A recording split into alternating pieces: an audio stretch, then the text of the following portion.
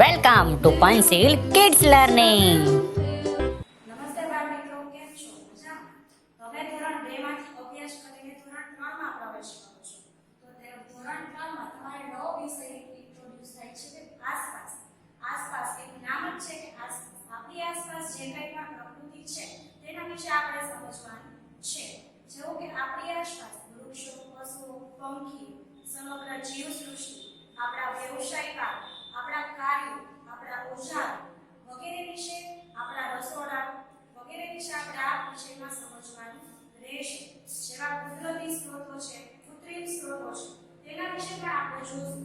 કુદરતી સ્ત્રોતો જેવા કે જેનું નિર્માણ ફક્ત કુદરતી રીતે એટલે કે ગોડ ગિફ્ટ જ હોય છે, જેમાં આપણે કંઈ પણ ફેરફાર કરી શકતા નથી. કૃત્રિમ સ્ત્રોતો જેવા કે માનવ સર્જિત હોય છે, તેમાં માનવી દ્વારા જ તેનું નિર્માણ કરવામાં આવે છે. તેમાં આજનું આપણું ચેપ્ટર છે પૂનમે શું જોયું. આમાં આપણે પ્રકૃતિનું અવલોકન કરવામાં સમજાવવામાં આવેલું છે કે પ્રકૃતિનું અવલોકન કેવી રીતે કરવું જોઈએ.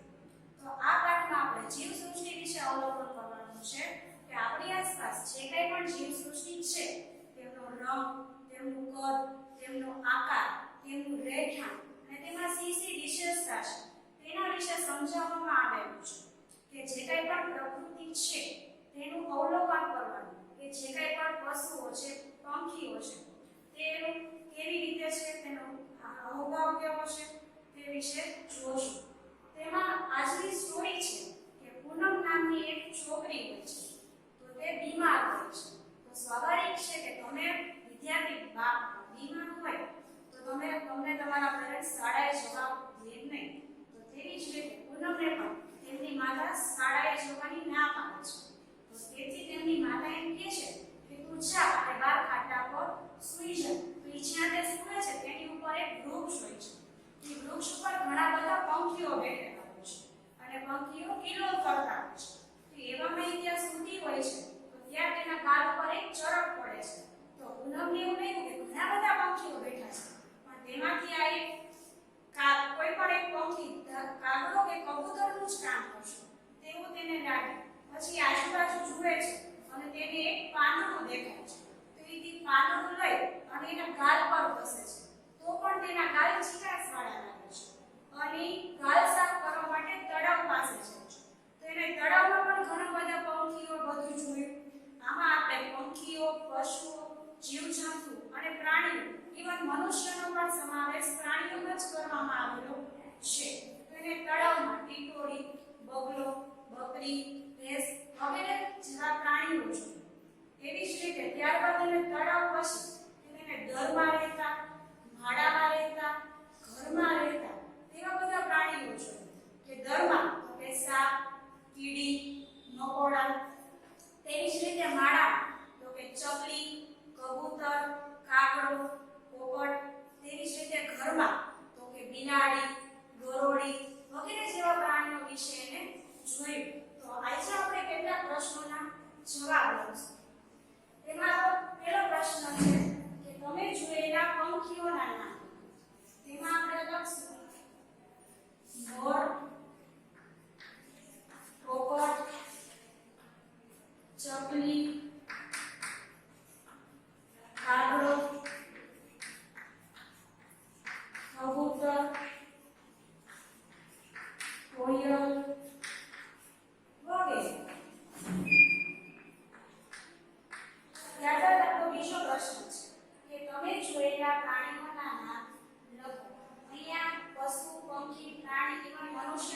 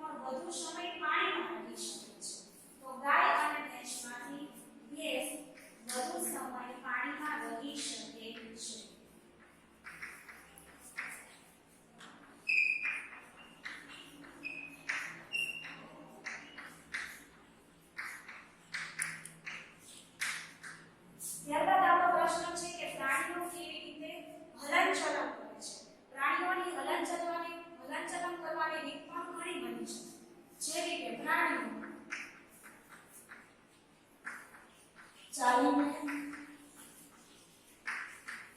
પેટે સરકીને,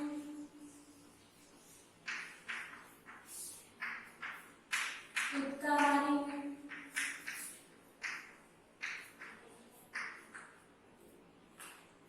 તરીને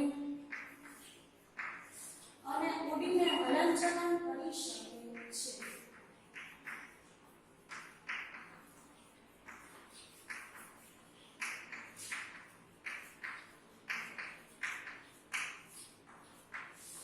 ત્યારબાદ આપણો પ્રશ્ન છે કે માત્ર તરીને હલનચલન કરતું પ્રાણી. તો માત્ર તરીને હલનચલન કરતું પ્રાણી છે તો કે માછલી. એમાં આપણે લખશું માછલી માત્ર તરીને હલનચલન કરતું પ્રાણી છે.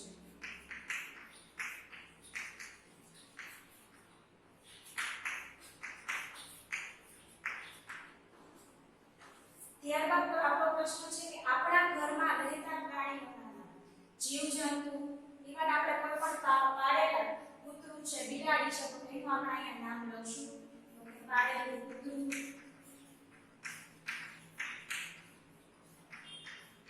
બિલાડી, ભંડો, ગરોળી, કરોળીઓ વગેરે.